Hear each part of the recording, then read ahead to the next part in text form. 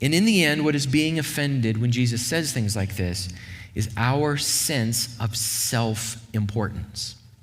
That's what's being offended here.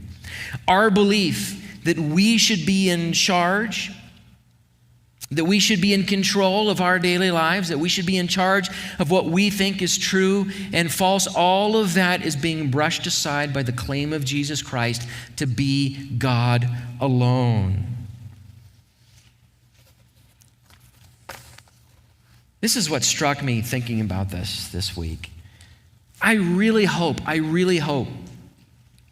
that the last year and a half has shaken our sense that we can actually be in control of things. I really hope it has. Shaken our individual sense of, I can control this and this and this and this, and I can make things kind of go the way that I want them to, so I'm going to make it happen. I hope this last year and a half has just shattered that.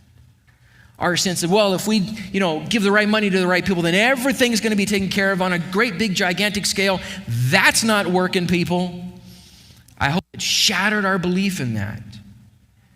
Because in our brokenness, in our selfishness, we think we are the captain of our ship and we can sail through any storm. It turns out that we are all nothing but leaky dinghies in a hurricane. That's what we are. Say that 10 times fast. Leaky dinghies. Make it a t-shirt. And it does not matter how many leaky dinghies you duct tape together, we're still going to sink.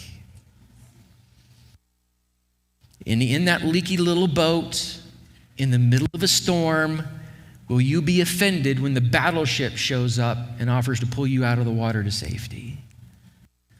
Will we be offended when truth reveals himself to us? Simply says, believe it, and you will have eternal life.